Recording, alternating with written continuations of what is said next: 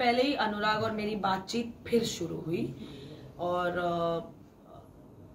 He was not happy कि मैं जा रही थी। उनकी आंखें भी नम थी कि मैं जा रही हूँ। एंड और वो मुझे हमेशा उस दौरान जब हम कनेक्ट हुए थे तो बोलता था कि रिंकू जी मैं तो आपके छाती पे गोली खाऊंगा। मैंने कहा बेटा तू तो वाकई एक दिन गोली खाएगा और उस गोली पे भी नाम मेरा ही लिखा होगा।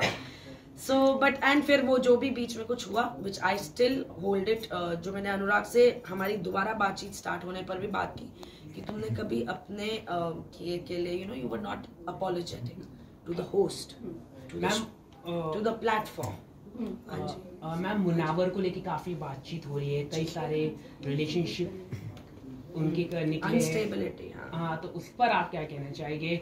मतलब रिलेशनशिप उनके ऑलरेडी उनकी जो एक्स गर्लफ्रेंड है नाजिला, उन्होंने भी लाइव करके जानकारी दी कि ये इनका पैटर्न है, इस तरह का उन्होंने जानकारी दिया लाइव करके। आयशा भी वही कह रही है, मनारा के साथ भी उन्होंने वही किया, लव ट्रायंगल चलाया। का मुझे नहीं पता, मैं कभी मिली नहीं, आप जो बोल रहे हैं मैं सुन रही हूँ। आयशा घर पे आई थी, उन्होंने जो बोला हम सबने सुना।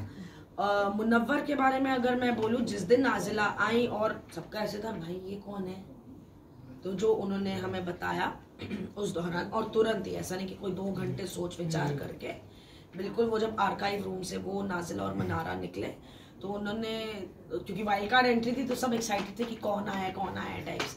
तो ऐसे था कि मनारा ने जब उनका इंट्रोडक्शन दिया कि ये आयशा है, ये मुनव्वर की दोस्त है, तो उन्होंने कहा ओ अच्छा मुनव्वर की फ्रेंड है। और फिर जैसे जैसे बात खुली, मुनव्वर ने तुरंत वो जो भी एक ब्रीफ मोमेंट में एक बताया कि फलाना ढिमकाना ऐसा ABCDE, नाजिला आयशा ये वो। और फिर जैसे जैसे बात, तो सब ऐसे शॉक में आ गए, स्टेट ऑफ शॉक में, जैसे हम आप सब भी आए होंगे और बाकी उनके फैंस भी, या उनके जो भी आए होंगे सारे लोग। तो डेफिनेटली, पर मुनव्वर ने वो डिनाई नहीं किया। अगर वो बोलता नहीं, मतलब I don't know if it's relevant, please correct मी, चिंटू तू क्या कर रहा है इधर, तू whatever you know। मुनव्वर ने बोला yes I did this, I am wrong, मैंने गलत किया, मैं शर्मिंदा हूँ, आई एम अपोलोजेटिक, और मैं इसकी ओनरशिप लेता हूँ। वो चाहता तो कुछ वक्त के लिए भागने की दोबारा कोशिश कर सकता था, जो मैं समझती हूँ कि एक फ्लॉ है। जो ये फ्लॉ बहुतों में होता है कि अगर कुछ जम नहीं रहा है ना हमारे मुताबिक, हम भाग जाते हैं, फिर कुछ जम नहीं रहा है ना हम भाग जाते हैं, तो भागना होता है।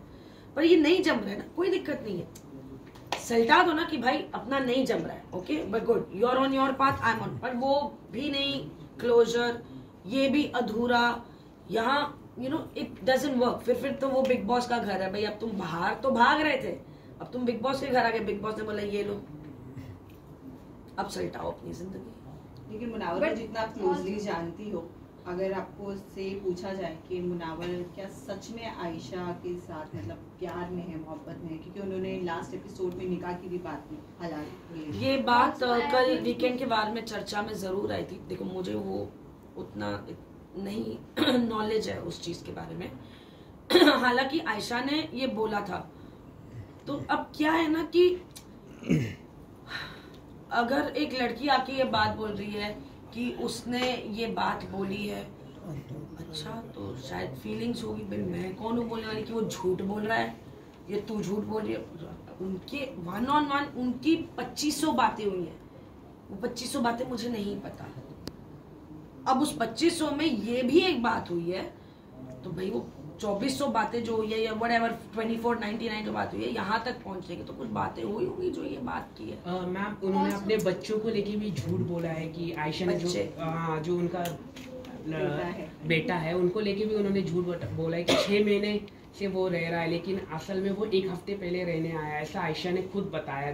तो अच्छा। आप कैसे देख रहे कि क्या मुनावर गेम के लिए कर रहा था? नहीं, क्योंकि विक्की ने भी खुद बोला कि एक अच्छी इमेज बनाने की कोशिश कर रहा था, और वो काफी हिट हुआ है, मतलब वो कोर्ट वाला एपिसोड बहुत हिट गया ना। तो फिर तो cheers to Munawar, he is back in the game. लेकिन आपसे ये पूछा जाए कि आयशा को आप कितना जान पाई हैं इन हफ्तों में, क्योंकि उन्होंने अभिषेक के साथ भी, अभिषेक ने कुछ क्रॉस क्वेश्चन किए थे जहाँ पर उन्होंने पूछा था कि आप क्या लिविंग रिलेशनशिप में है या मुझे अभिषेक ने